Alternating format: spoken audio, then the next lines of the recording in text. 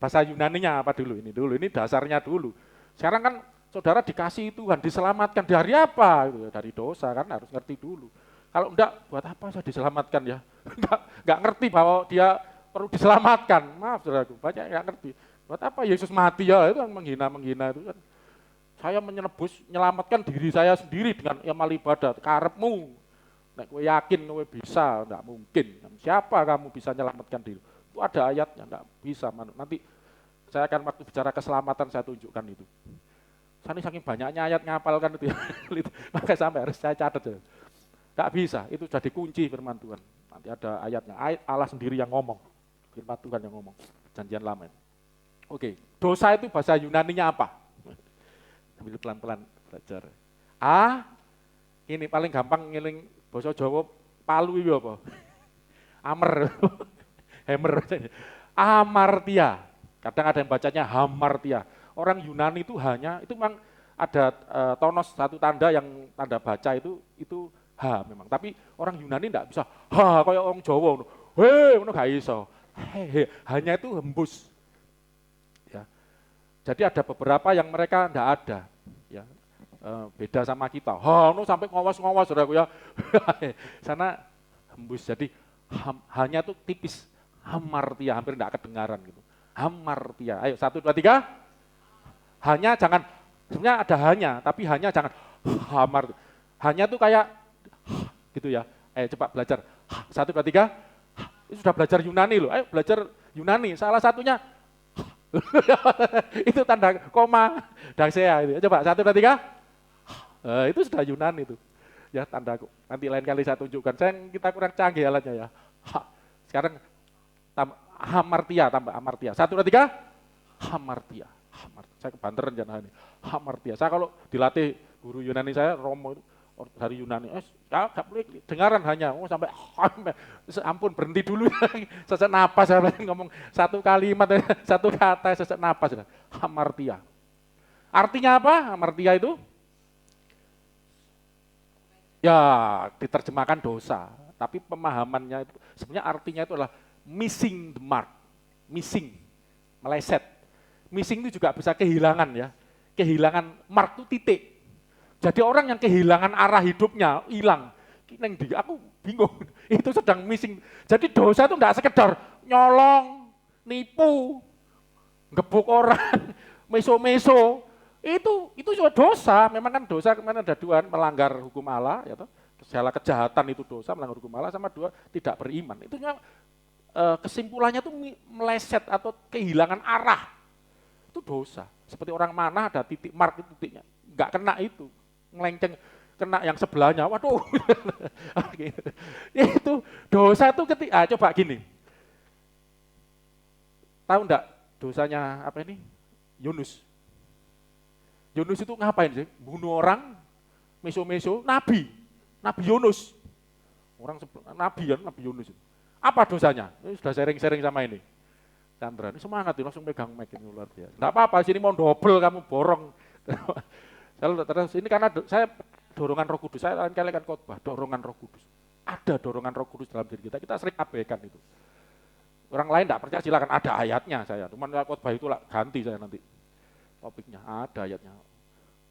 Ada teguran karena kamu tidak karena dorongan rohku kamu berbuat itu jadi dosa. Kamu melakukan sesuatu yang kamu anggap baik-baik saja, normal, tapi itu bukan karena dorongan rohku. Dosa, ada. Dosa itu kalau di Alkitab sudah dikurung, tidak mungkin tidak berdosa. Bahkan Rasul Yakobus, kamu diam saja bisa berdosa. Kamu tahu sesuatu yang baik, tidak kamu lakukan, dosa. Ada sasaran. Kamu mana gak bu panah-panah, gak lepas-lepas. Kan missing the mark. Meleset dari sana, kehilangan sasarannya. Yunus itu, Nabi Yunus, apa sih dosanya? Disuruh kemana? Ke Niniwe. Tapi pergi, apa sih? Berapa banyak Anda seperti itu? Suruh ke City Blessing, malah ke buah gak enak ngomong. Sekarang cari saya lagi, berkali-kali, saya ini sampai istri saya, mbok ladeni, ya perempuan lagi suruh, kamu kemana cemburu apa karena ini jiwa ini ya. Saya nak ngomong ya, sabar ya. Ya kan? Cuman disuruh ke Anda misalnya, salah arah itu aja loh, itu dosa loh saudara. Yo, salah arah. Anda harusnya maaf ya, maaf. Kadang kita ini mengabaikan hal kecil. Kita harusnya, Tuhan mau kamu kerja di sini. Aku mau pakai kamu di sini. Lu kayak Yunus, kamu ke Niniwe, Niniwe kota kafir, gitu. Dia enggak mau kan karena alasannya itu kota kafir. Buat apa itu orang berdosa, Kenaan kadang kita diselamatkan. Sampai dikasih mimpi kan tidur waktu tiduran. Itu aku sayang loh sama Niniwe, sampai ditegur gitu kan. Karena waktu itu dia sempat ketiduran di bawah pohon ya. Terus tiba-tiba pohonnya kan kena sinar terik, terus mati. Terus dia getun sama sayang pada pohon ini. Loh, Tuhan kasih perumpamaan. Ya jadi kadang-kadang pengalaman hidup kita itu Tuhan bicara. Kan dia kepanasan, terus bahasa Jerman ngiyup di bawah pohon. Terus ngiyup mati pohonnya. Tuhan kenapa kok bikin mati? Loh seperti itu. Aku nih sayang sama Niniwe seperti itu. Seperti kamu sayang sama pohon ini. Pohon aja kamu sayang. Kenapa Niniwe itu banyak jiwa-jiwa di sana. Aku sayang mereka, enggak mau satu pun binasa. Itu loh kasih Tuhan. Tuhan itu enggak ingin satu orang pun binasa. Amin. Siapapun orang kafir pun. Soalnya kita enggak ngafir-ngafirkan orang. Kalau sana orang kafir halal darahnya, kafir sikat. Kalau kita enggak. Orang kafir pun kita kasihi. Kalau ada istilah, kita kan enggak mau pakai istilah itu. Kita perhalus orang belum percaya Yesus, belum terima Yesus. Kita kasih. Yesus ngasih orang berdosa loh dikasih Tuhan Yesus. Aku datang bukan untuk menghakimi, untuk menyelamatkan orang berdosa. Karena bukan orang yang sehat butuh tabib, sampai kasih contohnya, tapi orang yang sakit. Justru orang yang berdosa dibutuh aku Yesus. Berapa banyak kita berbuat, sebenarnya kita sudah jatuh dosa tanpa kita sadari ketika kita missing the mark. Kehilangan arah, meleset dari tujuan. Tuhan mau engkau ke Mojokerto, tapi engkau ke Malang, hampir ke Malang. Kalau enggak kamu enggak dapat kamu. Direbut sama senyum-senyum yang mengerebut ini. Enggak apa-apa, bercanda ya. Santai aja ya. Ya apa, misalnya kadang-kadang saya kalau enggak ke Solo, saya sebenarnya mau ke Manado gitu. Betul, mau ke Manado. Tapi ada teman saya minta bantuan di Solo untuk bantu pelayanan 3 bulan aja ya, seperti gitu. Jok suwe-suwe saya mau ke Manado misalnya, jadi branch manager di sana. Ya, mau ditaruh di sana. Nah, saya sebut perusahaan nanti promo. Ternyata 3 bulan ke Solo bantu, kecantol Putri Solo ini ketemu sampai hari ini. Ya.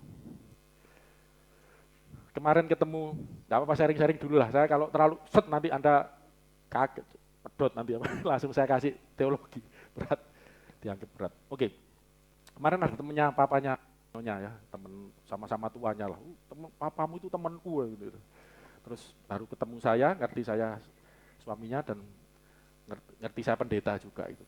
Wah dia orangnya ini saya sebut agnostik lah ya. Jadi semua itu campur aduk juga. Jadi dia ini percaya Tuhan tapi tidak memahami Tuhan lah. Istilah sekarang agnostik itu kan seperti itu. Tahu Tuhan ada tapi tidak dalam, tidak memahami. Gnosis itu kan pengetahuan, tidak punya pengetahuan tentang Tuhan. Ya ngomongnya campur aduk agama, pokoknya yang apik diomong. Dan dia sempat ya pengen sharing-sharing tentang masalah kekristenan dengan saya. Nah, ya ada yang bagus juga. Tapi satu hal yang saya tersentuh gini juga. Walaupun kadang agak ngawur juga omongannya, tapi ya kita saling menghormati ya. Dia enggak jelas agamanya.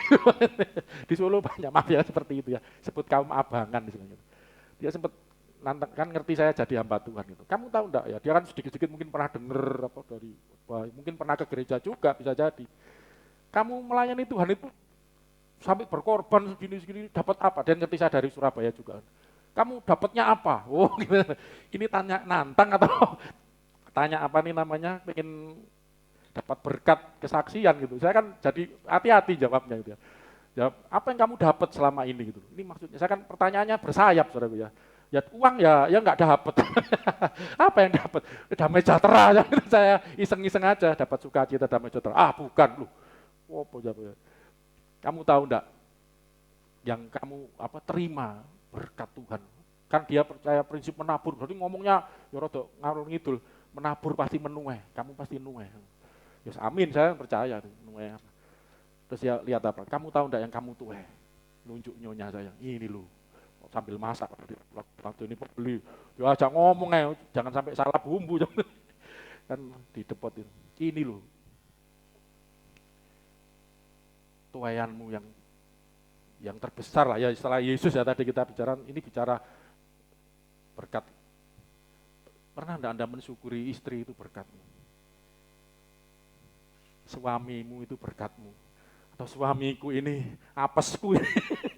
Istriku ini apesku ini. Anak-anakku ini apesku ini. Apa sih bahasa Indonesia apa ya? Kesialanku ini. Anak saya tanya-tanya sambil makan. Papa, dia kan orang kritis.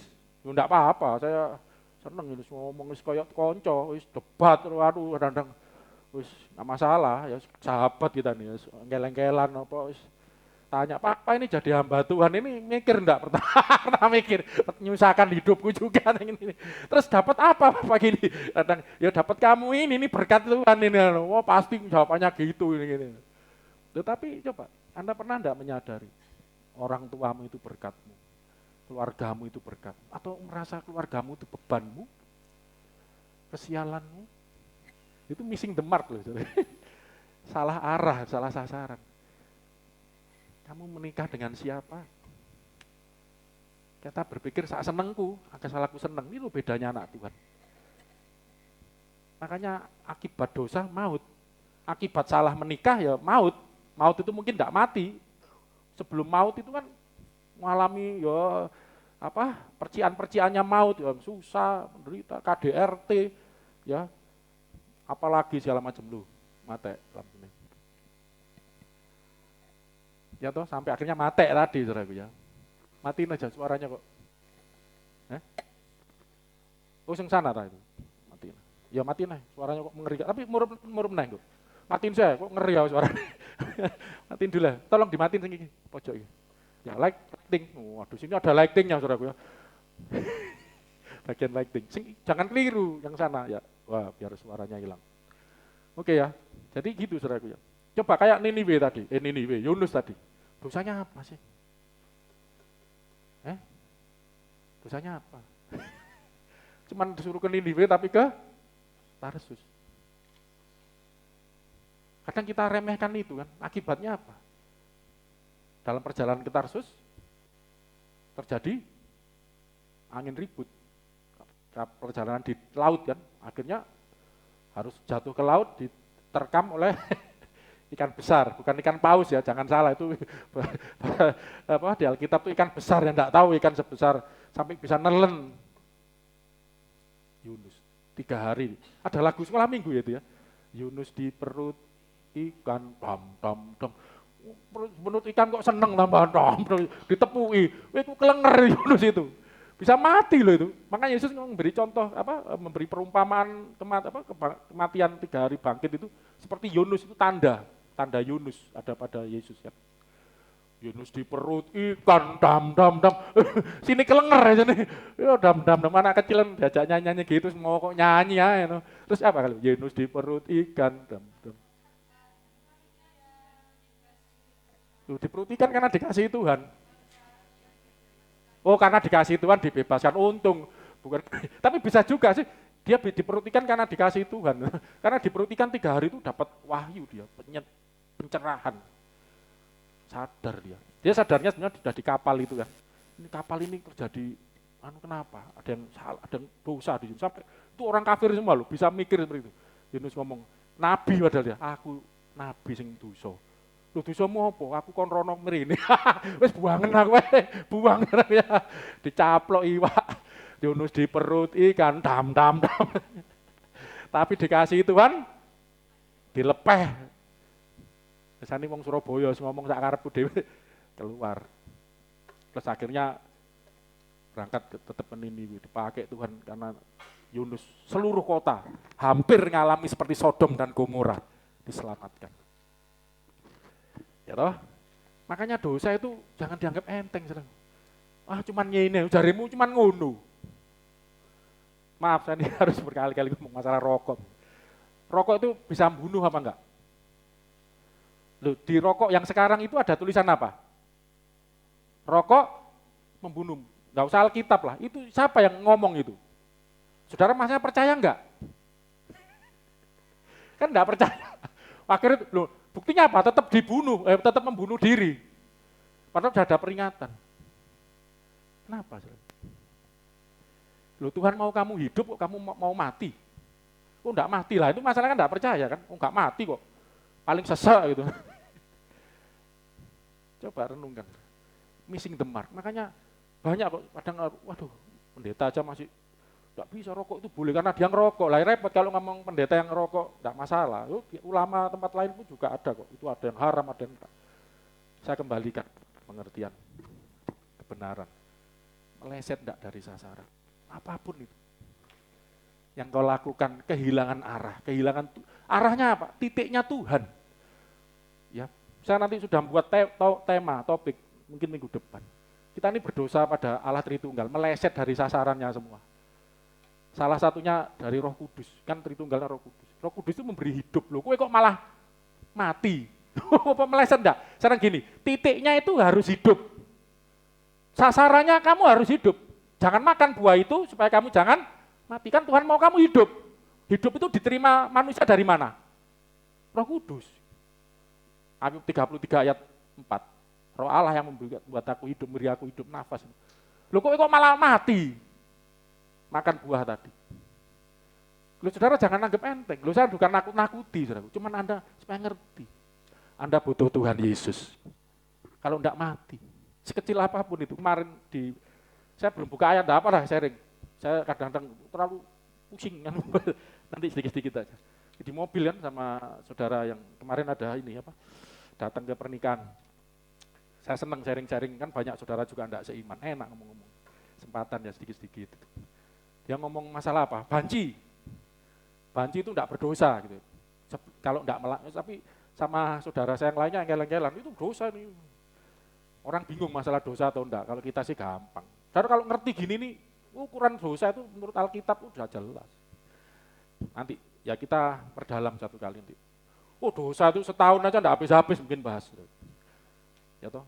Kalau ini saudara saya berpendapat gini, selama dia tidak melakukan, tidak berdosa. Gitu. Tidak melakukan sesuatu, kebanciannya tadi itu loh. Paling pakai baju toh apa. Yang saudara satunya, pasangannya, oh enggak, pasti melakukan, enggak mungkin ada dorongan, ada hasrat kan untuk dengan sejenisnya. Terus saudara saya satunya jawab, loh, sepenting kan cuma pikiran, itu kan dia saudara seberang ya, itu kan cuma pikiran, sepenting enggak dilakukan, kesempatan saya masuk. Nek di Kristen, di Alkitab, ojo neh melakukan, mikir sudah berdosa. Makanya Alkitab memikirkanlah yang suci, yang kudus, yang manis. Itu kan titiknya kan disitu. Pikirkan, ternyata yang dipikir berdosa. Kamu melihat wanita dan kamu menginginkannya itu terlalu halus terjemahannya. Terjemahan lama tergerak syahwatmu. Engkau nafsu ketika engkau lihat.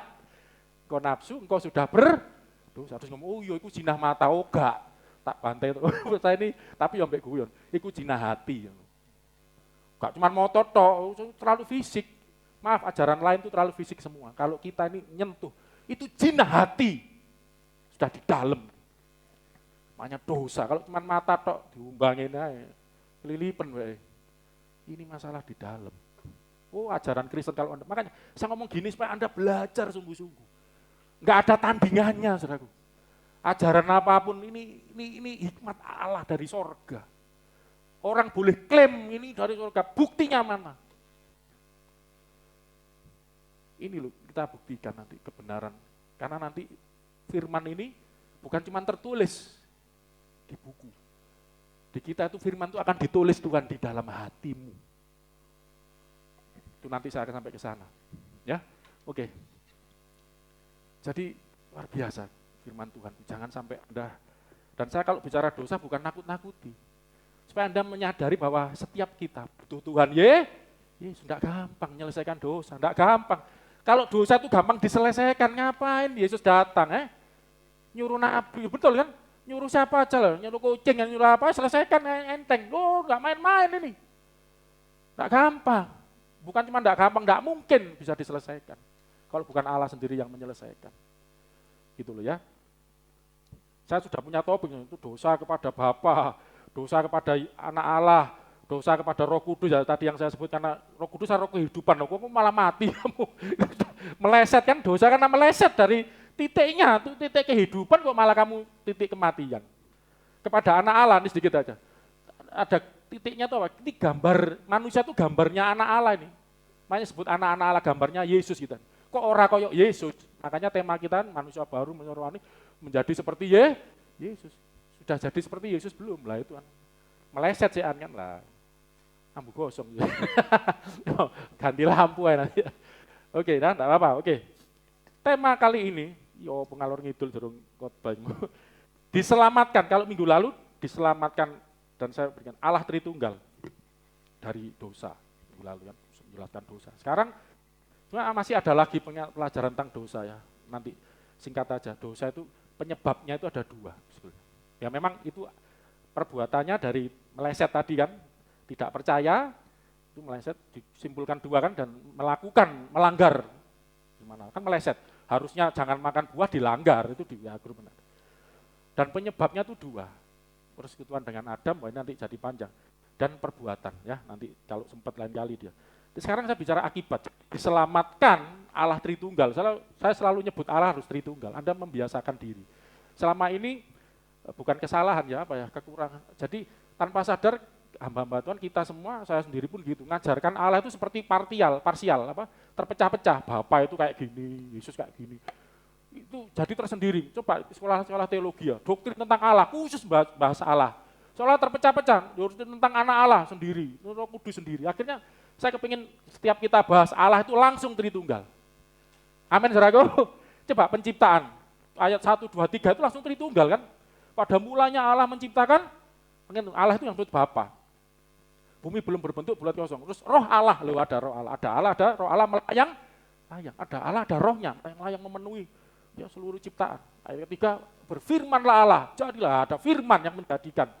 Loh sudah kan, harusnya begitu gitu loh maksud saya. Nah kita akan belajar, diselamatkan Allah Tritunggal dari apa? Kematian. Akibat dosa, karena upah dosa itu maut. Roma 6:23. Roma 6:23. Ini sudah hukum, tidak bisa diutak-atik lagi nih. Sebab upah dosa ialah maut. Tetapi ya sampai situ aja. Upah dosa, upah itu gampangnya akibat. Ya. Hasil dari dosa. Upah itu kan hasil kerja Anda. Anda kerja dapat upah, itu hasil dari kerja. Hasil dari dosa adalah maut. Atau kita sebut akibat. Jadi orang maut itu gampangnya thanatos, kematian itu. Kadang kita bingung istilah maut itu apa ya. Memang kayak wow gitu. Mati. Akibat dosa adalah mati atau maut, kematian. Jadi manusia itu kenapa mati? Itu loh saudaraku. Coba agama lain suruh bisa jawab. Kenapa manusia mati? Kalau Kristen harus jelas. Ya, kalau saudara Siddhartha itu kan jadi Buddha itu kan dia karena lihat ada orang sakit ya, orang tua, ada 4 kejadian itu loh. Tua terus mati. Dia cari solusi untuk itu sampai berkelana terus ya nemukan pencerahan itu jadi Buddha itu. Untuk cari jawaban, cuman saya tidak terlalu mendalami Buddha, bukan ya sedikit-sedikit ngerti.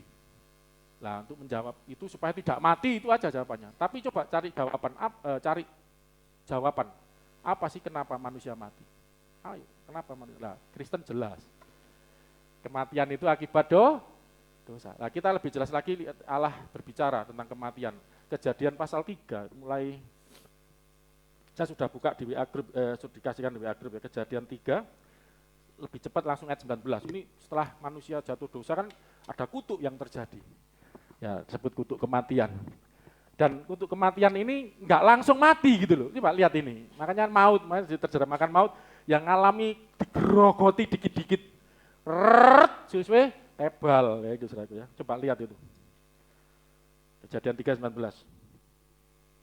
dengan berpeluh engkau akan mencari makananmu, sampai engkau kembali lagi menjadi tanah. Dengan berpeluh, susah payah. Ya. Kok jadi makananmu. Ayat di atasnya kenapa kok berpeluh susah payah? Karena tanah itu kita udah baca minggu lalu kan, tanah itu terkutuk karena kamu. Dan kok kerjakan itu Dan kau akan jadi susah payah. Jadi sebelum mati itu ngalami susah payah dalam kehidupan. Makanya enggak usah heran. Hidup kok susah, ya wis ngono iku.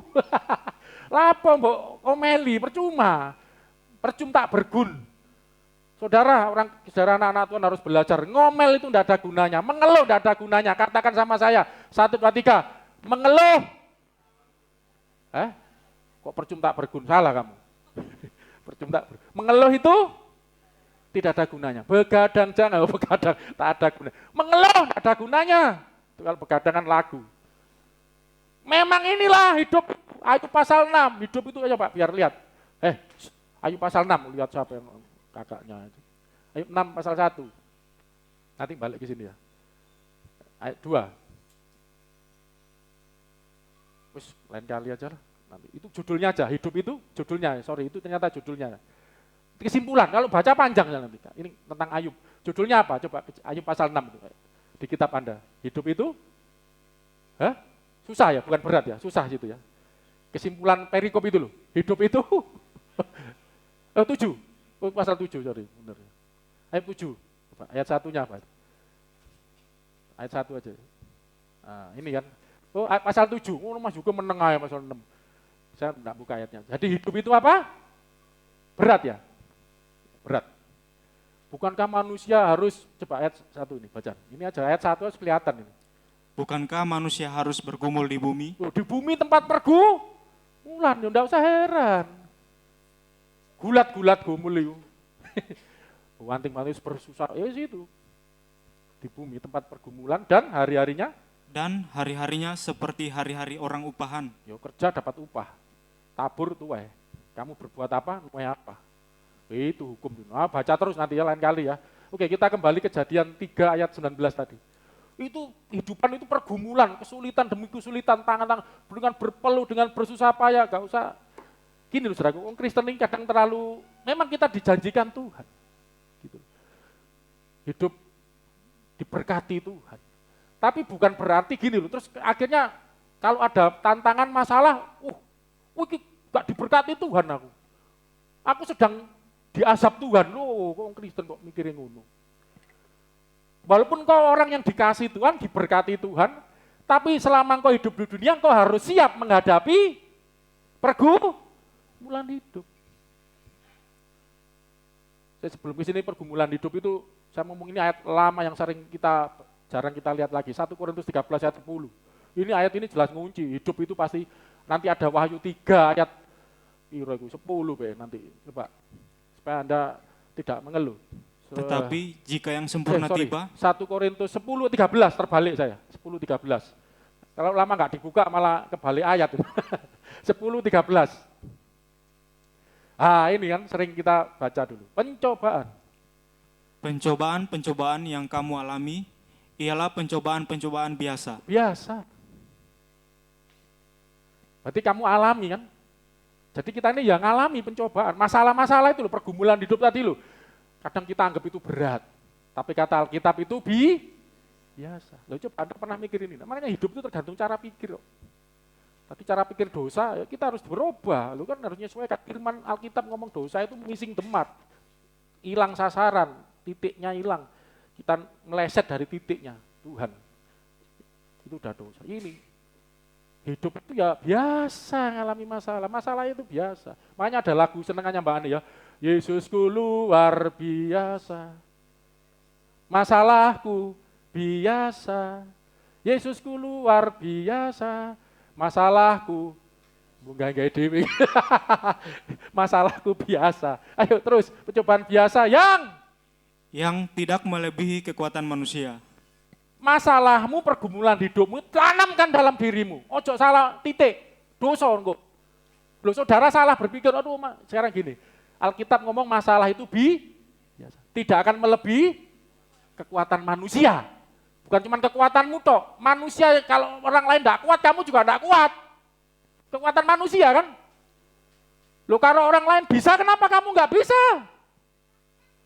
Makanya ini dibuat komparasi manusia. Itu titiknya Tuhan, tapi ternyata otak kita konslet, mabut. Orang umum gimana lagi. Wah, masalahku apa dewe? Missing temar kamu. Sedang meleset merasa paling susah sedunia? Berapa banyak? Buat lagu sampean, termiskin sedunia. Merasa hidupnya paling susah sedunia. Orang Jawa itu punya ujar-ujar bagus ya, sawang, sinawang. Kadang kita lihat orang kok enak ya. Padahal dia lihat kamu enak iko ya. Itu belum tentu. Sering salah melihat, menganggap rumput tetangga lebih hijau. Apa istilahnya gitu lah, peribahasa itu. Yang enggak melebihi kekuatanmu, enggak, masalah itu enggak kan. Kenapa? Sebab Allah setia, Oh, Allah itu setia. dan karena itu ia tidak akan membiarkan kamu dicobai melampaui kekuatanmu. Iya, walaupun Adam karena dosa tanah ini terkutuk, kau akan mengusahakan tanah ini ya berpeluh dengan susah apa ya. Tapi Tuhan ngerti kekuatan manusia. Tuhan itu jadi hukum itu hukum dosa orang semena-mena gitu loh, saudaraku. Tidak akan melebihi kekuatanmu, memangnya harus kamu jalani gitu loh. Hidup di dunia akibat dosa ya seperti ini, ya toh. Tapi Allah tidak akan membiarkan kamu melampaui kekuatanmu bahkan ada ini pada waktu kamu dicobai, loh, ya apa ini? ia akan memberikan kepadamu jalan keluar. Loh, ya apa, saudara? Ya apa? Ditolong Tuhan enggak ini, saudara? Ditolong. Gak usah khawatir, enggak masalah. Ya apa sih? Saya terpaksa harus kebagi ini. Karena Tritunggal kadang ngeluh, Pak, terima. Saya ngomong-ngomong malian, ya apa? Saya menurunkan standar saya, terpaksa ngikuti jemaat, enggak apa-apa, wis. Ya bukan ini untuk kebutuhan Anda. Tritunggalnya sedikit porsinya, padahal tujuan saya mantep gitu. Ya oke lah, untuk menghadapi tantangan di luar. Ya apa, saudara? Sekarang kalau ngerti ini, mau mengeluh enggak kalau punya masalah? Punya alasan enggak untuk mengeluh?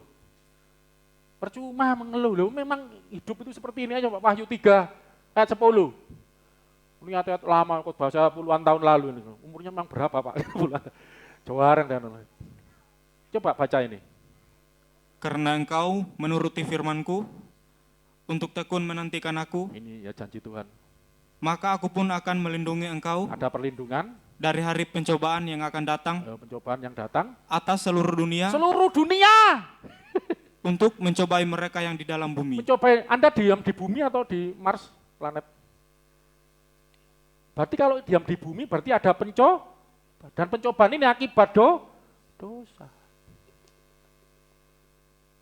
Saya dulu waktu kecil tanya, Pak, kenapa Tuhan anak saya nyiptakan nyamuk, gigitin, ya. Kok jahat banget gitu. Saudara pernah mikir enggak, kenapa nyamuk gigitin Anda? Anda enggak pernah mikir kan? Waduh, sekali-sekali bisa bahas itu Mas itu.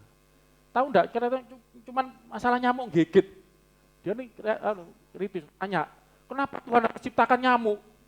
Karena dia dari kecil udah pikir Tuhan itu baik, sayang sama aku. Kenapa kok aku bintul-bintul semua, ada nyamuk jahat banget ini gituin aku. Saya jawabnya apa? Mau jawab teologis ini mudeng enggak, ngerti enggak itu ya. Nyamuk stres ini ya. Tahu enggak, saudara? Karena manusia jatuh dosa, manusia itu pimpinan segala ciptaan. Taklukkan, kuasai, burung dara segala ikan di laut, semua di bawah kekuasaanmu. Tapi karena jatuh dosa, makanya ini kan rencananya Bapa supaya manusia itu berkuasa. Kan Allah berkehendak menciptakan urut gambarnya itu. Makanya dosa itu manusia meleset dari kehendak Bapa. Ketika harusnya berkuasa, loh kalau saudara berani enggak nyubit presiden, pimpinan Anda? Nyubit saya berani enggak? Saya pimpinan di sini, enggak usah adu-adu presiden. Yang berani cuma istri saya, tapi cubitan sayang. Enggak, maksudnya nyubit, gigit, oh ini pimpinannya. Nyamuk mau gigit, loh ini rojoku, kok dicokot? Karena sudah manusia kehilangan kemuliaan. Roma 3:23. Kehilangan kekuasaan sebagai pemimpin. Itu akibat dosa. Dosa itu bikin banyak kehilangan, missing. Missing itu bahasa Inggris itu memang enggak cuma satu arti. Missing itu bisa hilang, bisa rindu, loh malah rumit ya. Bisa kehilangan, meleset, bisa kehilangan, meleset dari rancangan Bapa. Jadi dosa itu pada Allah Tritunggal. Dosa kepada Bapa. Bapa merancang kamu jadi anaknya, kamu penguasa, bapaknya raja, anaknya ya raja. Kok kowe dicokot nyamuk? Kamu dicokot nyamuk itu ya. Bukan berarti berdosa, ini gara-gara dosa nyamuk berani nyokot aku. Oh iya, bicara lalat. Sudah hilang lalatnya Mas Yafet di rumah? luar biasa. Sama waktu di tempat kamu kemarin ibadah syukuran itu, saya ini sempat mau ngomong mengomingkem maju mundur. Tapi kamu sudah ngalami sendiri, puji Tuhan. Saya diingatkan tentang tentang kekuasaan tentang gambar diri manusia yang sebelum jatuh dosa dan dipulihkan Yesus untuk kembali pada fitrahnya. Kalau kita fitrah itu bukan jadi bayi, fitrah itu kembali ke asal. Kita kembali ke asal itu seperti Adam. Sebelum jatuh dosa, jadi raja. Saya mau ngomong kamu perintahkan lalat-lalat itu, karena kan tempatmu sebelah ada peternakan ayam ya itu ya. Itu bikin lalat masuk kemarin waktu kan saya sampai sungkan, lalat banyak banget. Saya pengen sharing itu. Saya juga mau hardik lalat kok. Belum ada tuntunan Tuhan, tapi saya punya ide, pemikiran ini, saya mau sharing. Kapan kok Mbak Asih cerita, Pastor, habis syukuran itu lalatnya pergi semua. Oh haleluya, baru batin, baru di otak loh, belum saya keluarkan. Ya coba Mas Yafet, perintahkan, sudah pergi saya. Jangan kembali lagi lalat. Aku ini rajamu, loh. Kan kamu sudah dipulihkan. Loh, nanti kita temanya belum ke sana ya. Jadi kita ini sudah di dalam Kristus, kamu adalah ciptaan baru. Yang lama udah, Adamnya udah lewat. Kita ini, Yesus itu kan gambarannya Adam, ciptakan seperti Yesus. Punya kuasa. Nanti akan ke sana. Nanti belajar itu. Lalat itu perintahkan, nyamuk, jangan gigit lagi misalnya. Lu coba praktekkan, kalau iman gak bayar lo praktek. Badai, hujan, berhenti, tapi kalau nggak berhenti ya jangan kecil hati. Tuhan, aku lu nyirami bumi, coba stop sih. Tapi Tuhan punya rencana, yo tak stop buat kamu. Coba perintahkan, lu ada penguasa kok. Sudah jadi ciptaan baru lu. Coba praktekkan, bicara. Lalat nanti ya, tapi luar biasa lu. Saudara kan lihat lalatnya banyak kemarin. Ini sekarang udah hilang ya. Ini saksi hidup, udah hilang lalat ya. Kamu harus ngomong sama lalat. Lalat jangan beli lagi. Lu ngomong aja, penguasa kok. Ini sasaran Tuhan, aku berkuasa, kamu ganggu rumahku. Coba yang rumahnya ganggu tikus. Saya ini mau beli racun tikus, tak gituin aja deh. Ngirit. Tapi jangan motivasinya ngirit ya, motivasinya iman. Kalau medit ngirit ya repot, iman. Perintahkan, dompet, terisi penuh. Ya tapi terus jangan, ya bisa saja mujizat, tapi uangnya siapa masuk situ nanti, mau ada cetakannya semua. Itu kan iman, nanti kita pernah diajari dari Korea itu ya, uang datang, itu langkah iman. Kata duit uang datang beneran. Nah, Anda ini penguasa. Ya maksud saya intinya, pencobaan itu biasa. Di seluruh dunia itu mengalami pencobaan. Ya. Dan kita kembali, terus kejadian 3:19, waktu saya saya diajar memang. Santai lah. Saya pengen sharing sama saya. Dengan berpeluh, baca lagi.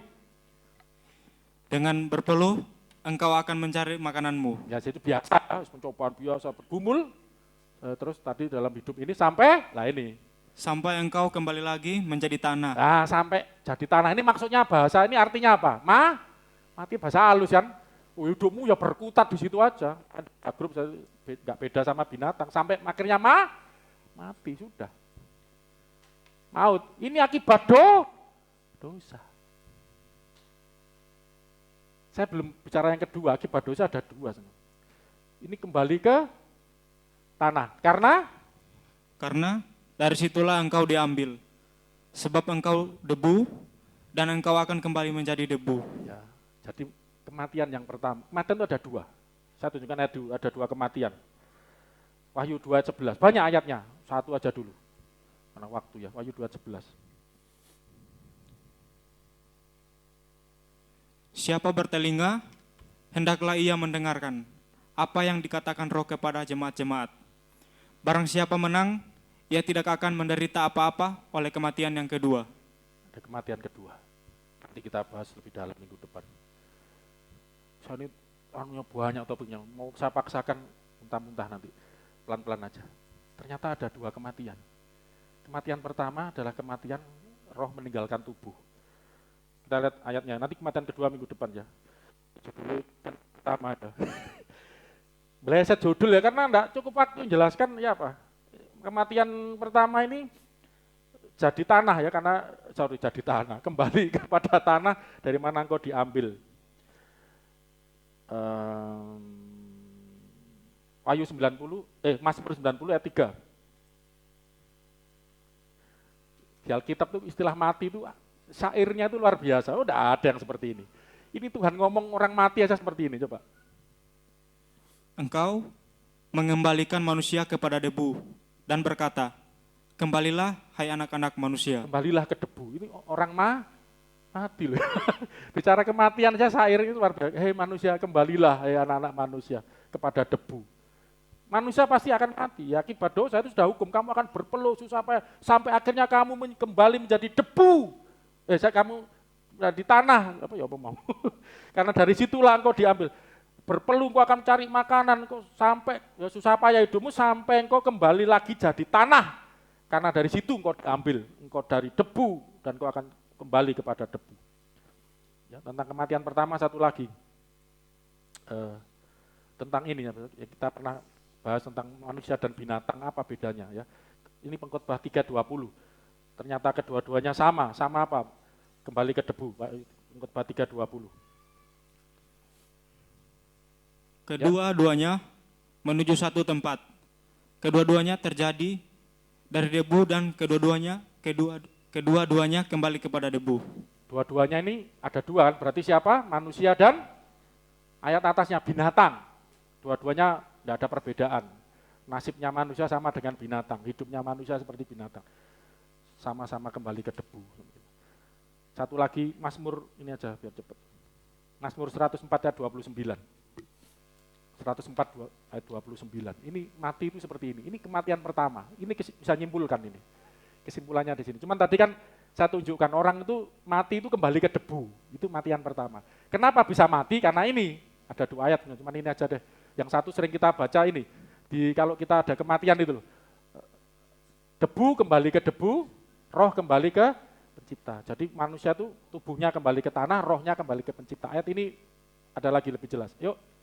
Apabila engkau menyembunyikan wajahmu, mereka terkejut. Allah kalau menyembunyikan diri terkejut, cari Tuhan mana, Tuhan tolong. Stres.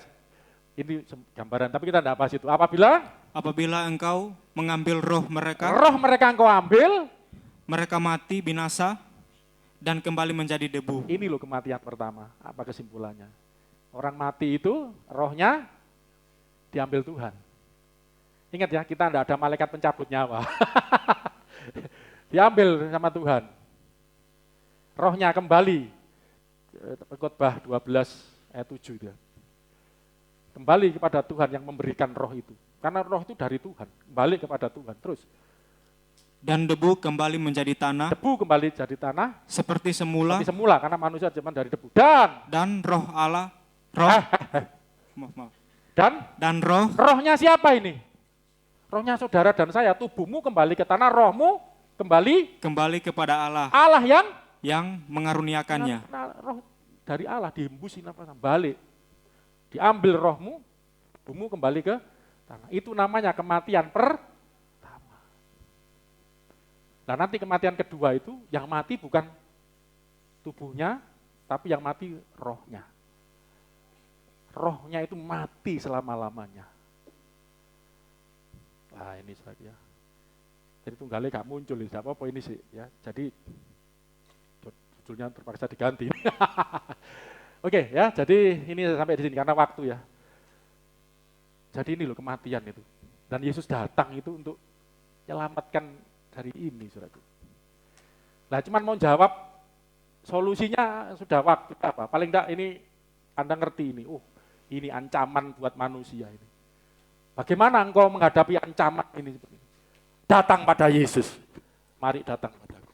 Barang siapa percaya kepadaku, dia akan tetap hidup walaupun kita mati. Coba terakhir kita tutup. Ini sekali udah gitu enggak ada solusinya nanti.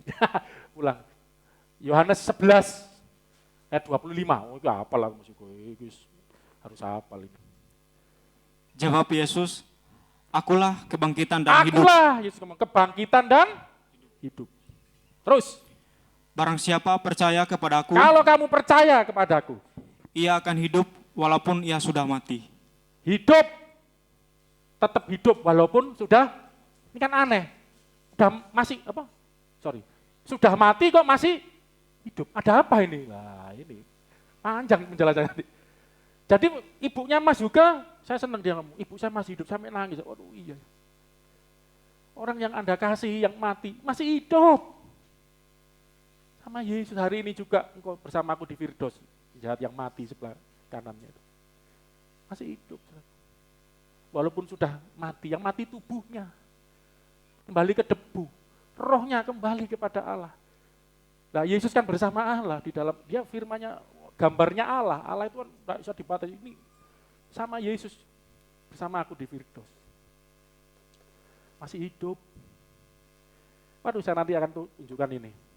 Makanya maaf ya saudara Katolik, dia agak beda sama kita. Percaya doa kepada santu-santu karena mereka yakin memang masih hidup benar. Tapi kalau doanya ini yang saya kurang setuju gitu. Di Ibrani 3, kita ini datang bukan kepada, itu bagus ayat itu, lain kali. Jadi kita ini memiliki persekutuan universal, bukan cuma secara iman dengan saudara-saudara seiman di bumi, dengan yang sudah mati mendahului kita.